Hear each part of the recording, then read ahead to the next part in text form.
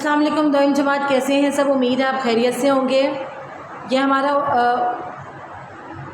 میری دنیا کا سبق ہے۔ میرا دنیا یعنی کہ SST جسے ہم مطالعہ پاکستان معاشرت علوم کرتے ہیں، ٹھیک ہے۔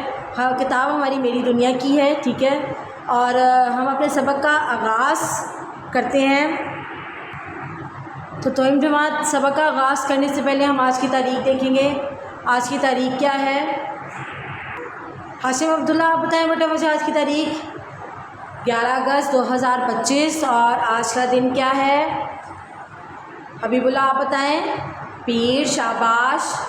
اور سارا آپ مجھے بتائیں گی آج عربی میں تاریخ کیا ہے؟ 16 صفر 1447 ہجری، شاباش۔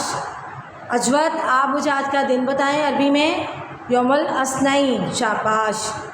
تو دوئم جماعت ہم آج کے سبق کا آغاز کرنے سے پہلے ہم دیکھیں گے کہ ہم نے آج کا ہمارا موضوع کیا ہے، ہمارا باب کیا ہے۔ باب کیا ہے ہمارا؟ یعنی کہ سبق باب نمبر 5 ہے۔ موضوع ہمارا ہے قدرتی ماحول اور وسائل۔ عنوان ہمارا ہے پڑھائی، ٹھیک ہے۔ اور آپ نے اس کی صفحہ نمبر 28 اور 29 سے کرنے ہیں، کھولنے ہیں۔ صفحہ نمبر 28 اور 29 کھولیں۔ لیکن اپنی پڑھائی کا آغاز کرنے سے پہلے دوئم جماعت میں آپ کو قدرتی ماحول کے بارے میں، قدرتی وسائل کے بارے میں تھوڑی سی جو ہے مختصراً آپ کو بتاؤں گی میں کہ قدرتی ماحول اور قدرتی وسائل ہوتے کیا ہیں۔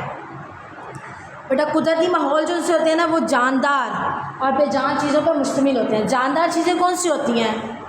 جو سانس لے سکتی ہیں، جو چل پھر سکتی ہیں، جو بڑھ سکتی ہیں، ٹھیک ہے۔ اور جاندار چیزوں میں کیا کیا آتا ہے؟ بالکل ٹھیک ہے، جاندار چیزوں میں پودے آتے ہیں، انسان آتے ہیں، جو ہے اس طرح سے چیزیں آتی ہیں جاندار چیزوں میں۔ اور بے جان چیزوں میں کیا آتی ہیں؟ جو انسان نے بنائی ہوتی ہیں۔ جاندار چیزیں جو اللہ تعالیٰ نے پیدا کی ہوتی ہیں، اللہ تعالیٰ کی طرف سے آتی ہیں، اور بے جان چیزیں جو انسانوں نے بنائی ہوتی ہیں۔ تو قدرتی ماحول جاندار اور بے جان چیزوں پر مشتمل ہوتا ہے۔ اب اس میں سے جو قدرتی ماحول میں قدرتی وسائل آتے ہیں۔ قدرتی وسائل کیا ہوتے ہیں؟ قدرتی وسائل زمین، پانی اور ہوا ہوتے ہیں۔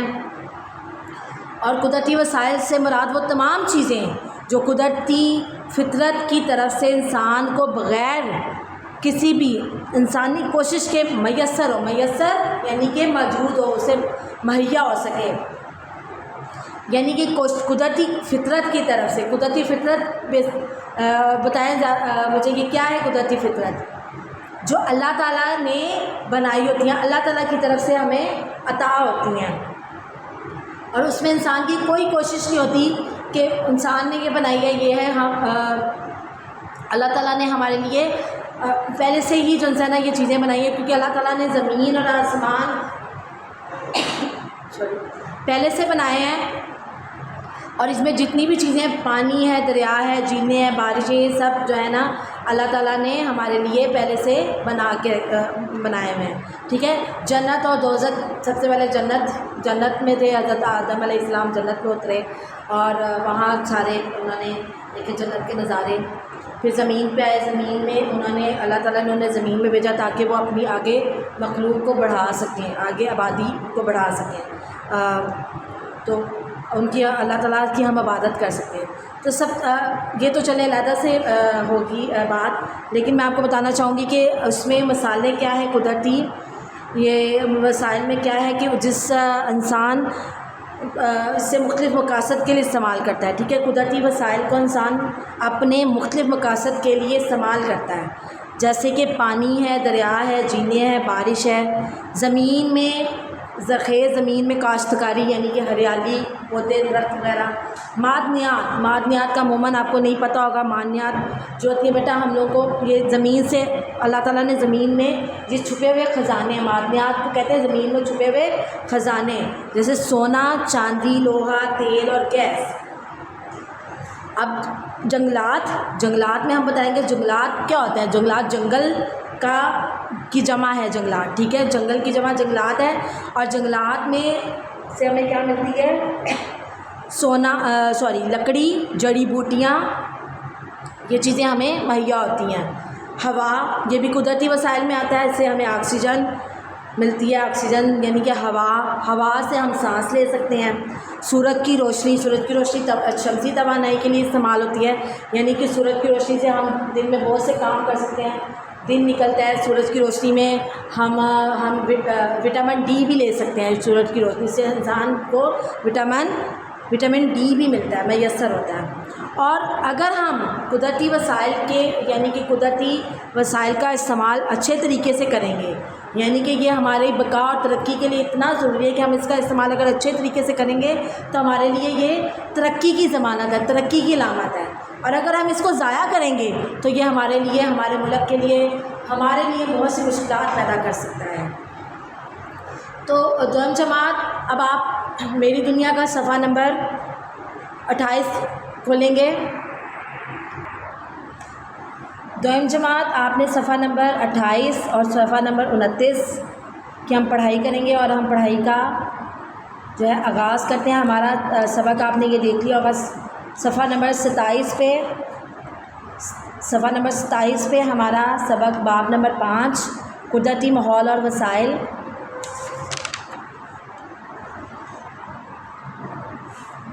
تو دوم جماعت ہم اپنی پڑھائی کا آغاز کرتے ہیں۔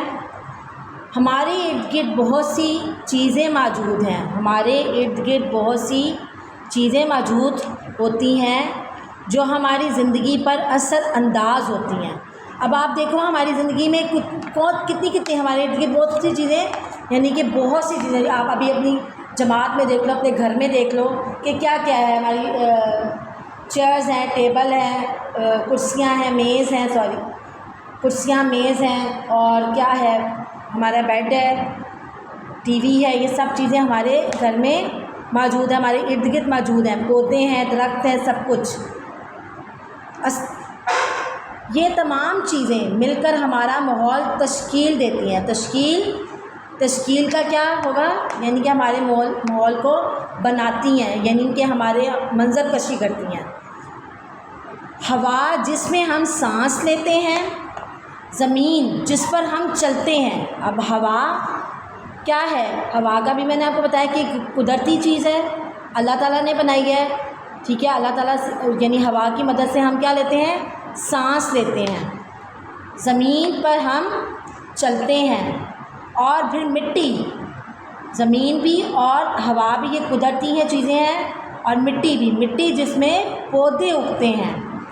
پودے ماحول جاندار اور بے جان چیزوں سے مل کر تشکیل پاتا ہے۔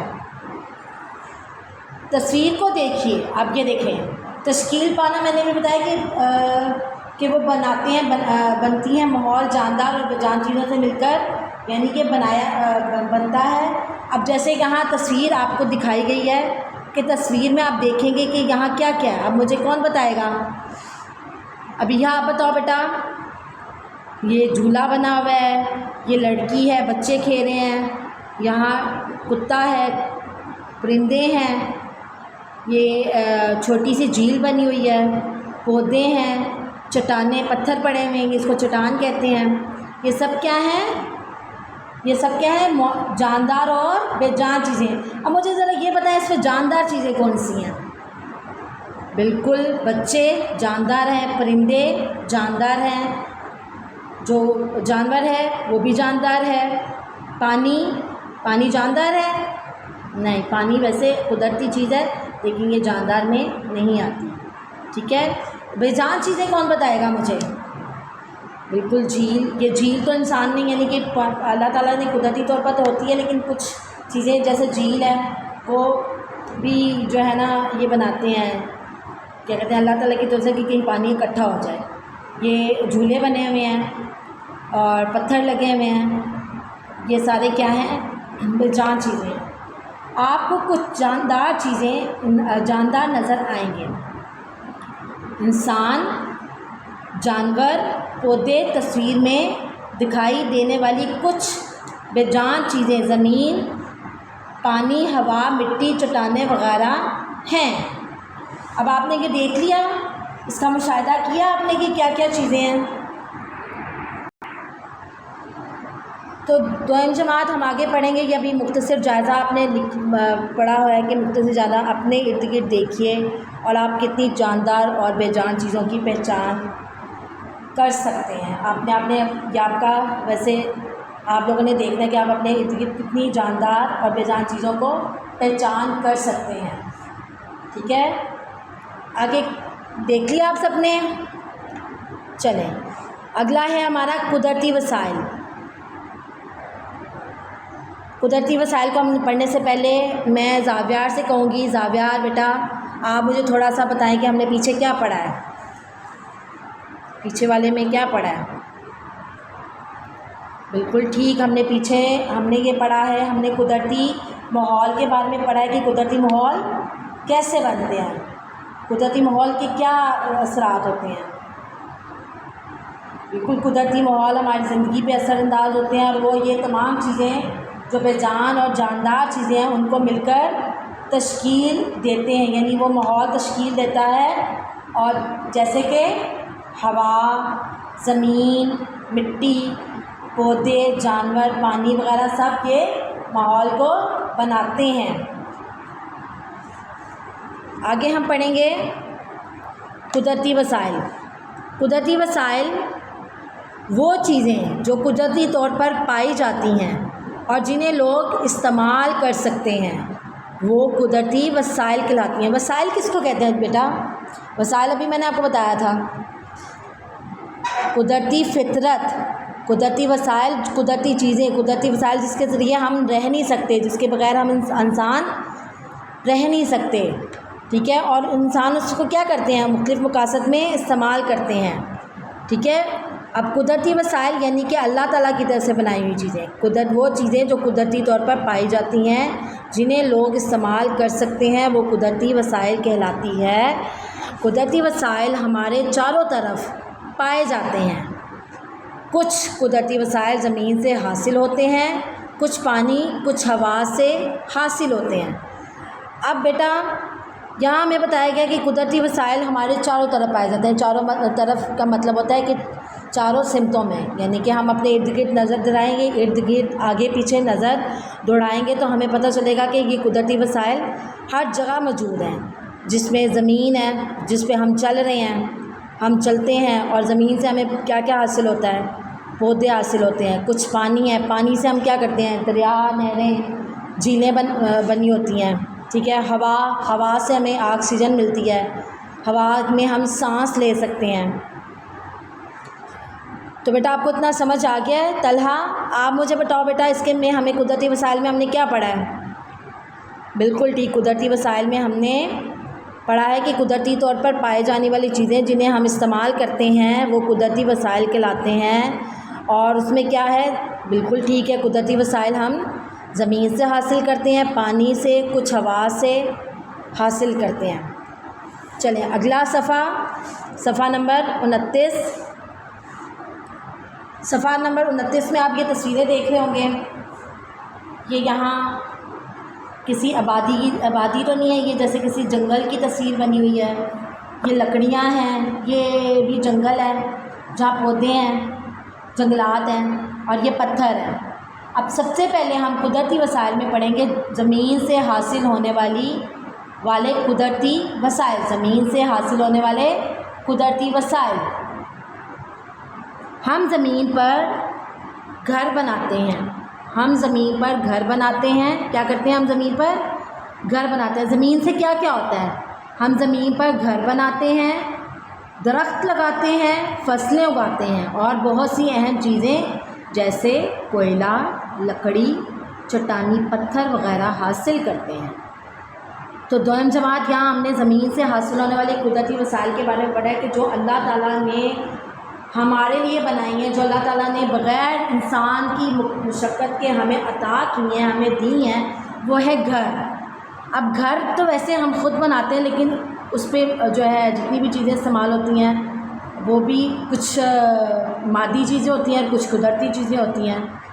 پانی وغیرہ جیسے ہے بیٹا, مٹی ہے, ٹھیک ہے, مٹی کے گھر بناتے ہیں, مٹی اور سیمنٹ یہ اس کے گھر بناتے ہیں. درخت لگاتے ہیں, یہ بھی قدرتی چیز ہے کہ ہم لوگ اپنے گھر کے باہر اکثر ہوتا ہے کہ درخت لگاتے ہیں. جس میں ہمیں پھل پودے مہیا ہوتے ہیں، پودوں سے پھولوں کی مہک آتی ہے، پھل اور پھول بھی بہت ہوتے ہیں فائدہ مند، جڑی بوٹیاں جس میں ہوتی ہیں جو ہماری اکثر دوائیوں میں کام آتی ہیں، فصلیں اگاتے ہیں، فصلوں سے ہمیں کیا ہوتا ہے، زمین پہ آپ دیکھیں کہ کھیت وغیرہ میں فصلیں اگتی ہیں، آپ عام گھر کے باہر تو فصل نہیں اگا سکتے نا، لیکن فصلیں کھیتوں میں اگتی ہیں، کدھر اگتی ہیں؟ شاباش، کھیتوں میں۔ فصلوں میں اب کیا اگاتے ہیں ہم؟ گندم، چنا، چاول، کپاس، یہ سب چیزیں ہم فصلوں میں اگاتے ہیں، اور بہت سی اہم چیزیں جیسے کوئلہ، لکڑی، چٹانی پتھر۔ اب کوئلہ سے ہمیں کیا فائدہ ہوتا ہے؟ کوئلے سے آگ لگتی ہے، ہم لوگ کوئلے کا بہت سا استعمال کرتے ہیں، کوئلے سے ہم لوگ گرمائش لیتے ہیں، لکڑی ہے، لکڑی سے ہم بہت سے اپنے فرنیچر بناتے ہیں، چٹانی پتھروں سے گھر بنتے ہیں، لکڑی بھی استعمال ہوتی ہے اور پتھر بھی استعمال ہوتے ہیں۔ اگر آپ چھٹیوں میں کسی پہاڑی علاقے میں گئے ہوں گے، وہاں عموماً بہت زیادہ آپ نے چٹانی پتھر دیکھے ہوں گے نا، بالکل، چٹانی پتھروں سے بہت سے گھر بنے ہوتے ہیں باہر، جن کے پتھر لگے ہوتے ہیں۔ تو دوئم جماعت اگلا پانی سے حاصل ہونے پڑھنے سے پہلے ہم کریں گے، پوچھوں گی میں موسیٰ سے۔ موسیٰ، آپ بتاؤ بیٹا، محمد موسیٰ، کہ ہم نے یہاں زمین میں حاصل ہونے والی قدرتی وسائل سے کیا پڑھا ہے؟ بالکل، ہم زمین پہ گھر بناتے ہیں، درخت لگاتے ہیں، فصلیں اگاتے ہیں، بالکل، اور بہت سی یہ معدنیات جیسے کوئلہ، لکڑی اور چٹانی پتھر وغیرہ حاصل کرتے ہیں۔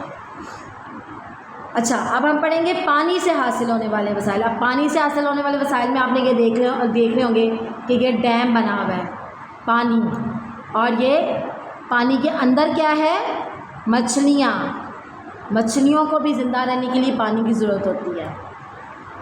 پانی سے حاصل ہونے والے وسائل، بے شمار کام ایسے ہیں جن کے لیے ہمیں پانی کی ضرورت ہوتی ہے۔ ہمیں پینے، کھانے پکانے، صفائی، پودوں کو پانی دینے وغیرہ کے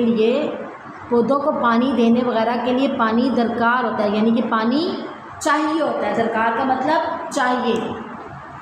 اور اپنے استعمال کے لیے پانی کے علاوہ دریائی اور سمندری پانی سے ہمیں بہت سی اقسام کی مچھلیاں بھی ملتی ہیں۔ اب بے شمار کام یعنی بہت سے کام ایسے ہیں جن کے لیے ہمیں پانی کی ضرورت ہوتی ہے۔ ہمیں پینے کے لیے، پانی پینے کے لیے، کھانا پکانے کے لیے بھی چاہیے ہوتا ہے، صفائی کے لیے بھی پانی چاہیے ہوتا ہے، پودوں کو پانی دینے کے لیے بھی پانی ہمیں چاہیے ہوتا ہے، وہ درکار ہوتا ہے۔ تو اس کے اپنے استعمال کے لیے پانی کے علاوہ، یعنی کہ یہ سارا استعمال ہمارے ہیں، اس کے علاوہ ہم کیا پانی کا کہاں استعمال کرتے ہیں؟ دریا اور سمندری پانی میں بہت سی قسم کی مچھلیاں ہوتی ہیں۔ اب مچھلی ایک جانور ہے، مچھلی میں جو پانی میں رہنے والے جانور ہیں وہ پانی کے بغیر زندہ نہیں رہ سکتے، ان کے لیے پانی کی اشد ضرورت ہوتی ہے۔ تو مسفرہ، آپ مجھے بتائیں بیٹا، ہم نے اس میں کیا پڑھا ہے؟ بالکل ٹھیک، کیا پانی سے حاصل ہونے والے وسائل پڑھیں، اور پانی سے ہم بے شمار کام لیتے ہیں، جیسے کھانا پکانا، پانی پینا، صفائی، پودوں کو پانی دینا، یہ سب جو چیزیں ہم لوگ اپنے استعمال کے لیے کرتے ہیں۔ لیکن اس کے علاوہ جو ہے ہم کیا کرتے ہیں؟ ایان، آپ بتائیں مجھے۔ بالکل، اس کے علاوہ بیٹا پانی دریاؤں میں اور سمندروں میں بھی ہوتا ہے، اور جس میں بہت سی اقسام کی مچھلیاں ملتی ہیں۔ سمجھ آ گئی آپ کو تو جماعت اس کی؟ اب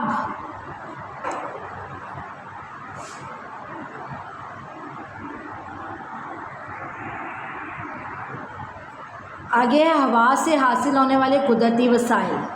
اب ہوا سے حاصل ہونے والی کی تصویر میں آپ کو یہ انگلش میں اس کو کہتے ہیں ونڈ مل۔ ہوا انسانوں، پودوں اور جانوروں اور دوسرے جانداروں کے لیے انتہائی اہم ذریعہ ہے۔ ہمیں سانس لینے کے لیے ہوا سے آکسیجن ملتی ہے، چلتی ہوئی ہوا سے بجلی بھی پیدا کی جاتی ہے۔ اب یہاں کیا بتایا کہ ہوا انسانوں، پودوں اور جانوروں اور دوسرے جانداروں کے لیے انتہائی اہم ذریعہ ہے. ہوا سے انسانوں، پودوں، جانوروں کو سانس لینے کے لیے آکسیجن ملتی ہے. چلتی ہوئی ہوا سے بجلی بھی پیدا ہوتی ہے. بجلی اب چلتی ہوئی ہوا سے بھی پیدا ہوتی ہے بیٹا، اور اس کے علاوہ پانی سے بھی پیدا ہوتی ہے، لیکن ہوا کے ساتھ بھی بجلی پیدا کی جا سکتی ہے. ہوا بیسکلی ہمیں زندہ رہنے کے لیے ہوا کی بہت سخت ضرورت ہوتی ہے.